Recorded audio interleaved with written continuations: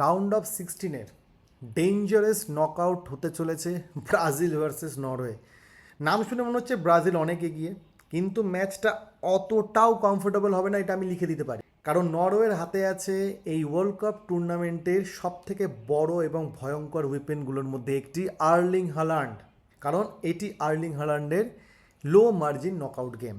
Brazil জাপানের বিরুদ্ধে 2-1 গোলে জিতে এসেছে, কিন্তু সেই ম্যাচে একটা জিনিস কিন্তু পরিষ্কার, ওরা অনেক সময় পজিশন কন্ট্রোল করলেও ডিফেন্সিভ ট্রানজিশনে পুরোপুরি সেফ ছিল না। আর নরওয়ে ঠিক সেই জায়গাতে আঘাত আনতে পারে।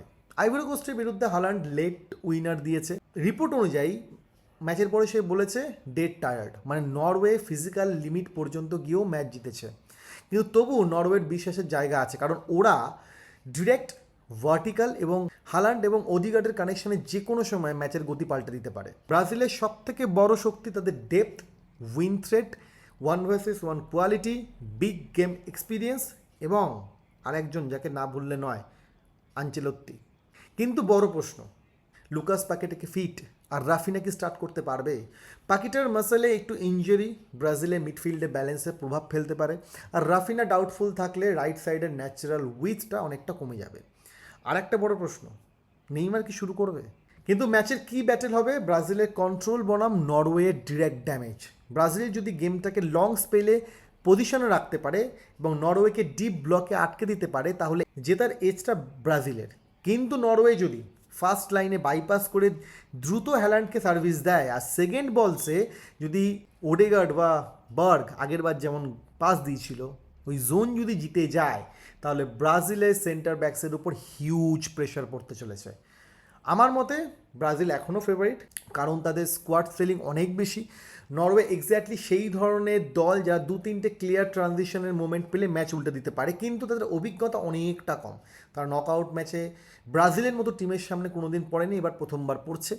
ব্রাজিল এগিয়ে, আমার মতে এখনও পর্যন্ত ব্রাজিল এগিয়ে, কিন্তু এই খেলাতে ফেভারিটকে অলমোস্ট ফ্ললেস হতে হবে, না হলে কিন্তু অসুবিধা আছে। আমার নজর থাকবে ভিনিসিয়াস জুনিয়রের উপরে, আমার নজর থাকবে ব্রুনো গুয়েমারিসের উপরে। যদি অ্যাসিস্টের দিক থেকে ফ্রান্সের ওলিসে থাকে, তাহলে ব্রাজিলের গুয়েমারিস অসামান্য খেলছে মাঝমাঠটা।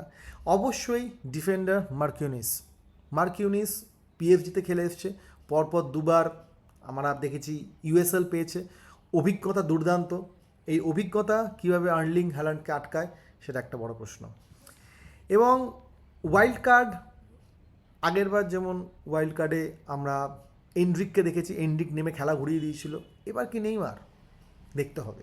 আগেরবার কোচ বলে দিয়েছিলেন যে নেইমারকে ওরা রেখে দিয়েছে, এক্সট্রা টাইম বা হচ্ছিল যদি গোল না পায় তাহলে নামবে। দেখা যাক নরওয়ের বিরুদ্ধে তাদের কি ট্যাকটিক্যাল গেম হয়। অবশ্যই কোচ আনচেলত্তির উপর আমার সম্পূর্ণ ভরসা আছে। আর নরওয়ের ক্ষেত্রে হালান্ড, ওদেগার্ড, আজার, নুসা এবং সরলথ। যদিও সরলথ খুব একটা ভালো পজিশানে নেই, তবুও সরলথ যেহেতু আতলেতিকো দি মাদ্রিদে খেলে, তার একটা অভিজ্ঞতার আছে, দুবার ইউএসএল খেলে ফেলেছে, হয়তো তার সেই অভিজ্ঞতা কাজে লাগতে পারে। পসিবল লাইন আপ আমার মতে হচ্ছে, পসিবল লাইন আপ বলবো না, পসিবল ফরমেশন হতে পারে ব্রাজিলের 4-4-3 বা 4-2-3-1। আর নরওয়ের লাইকলি 4-3-3 বা 4-4-2, একদম উইদাউট বলেই যাবে, তারা অ্যাটাকিংয়েই থাকবে।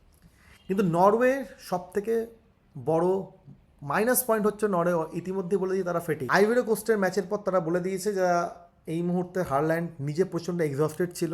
নরওয়ে ঠান্ডার দেশ, আমেরিকার এরকম গরম তারা সামলাতে পারছে না। এই সুযোগ কি ব্রাজিল নিতে পারবে সেটা দেখতে হবে, কারণ ফুল থ্রোটল প্রেস না করে মিড ব্লক করবে কিনা নরওয়ে, সেটা একটা বড় প্রশ্ন। খুব বেশি ফিজিক্যাল ডুয়েল হয়তো নরওয়ে এই মুহূর্তে চাইবে না। সরলথ ও হালান্ডকে একসঙ্গে সামলানোটাই এখন ব্রাজিলের কাজ। এখন দেখা যাক কি হতে পারে। আমার মনে হচ্ছে ব্রাজিল এগিয়ে 2-1, এর বেশি আমি দেখতে পারছি না।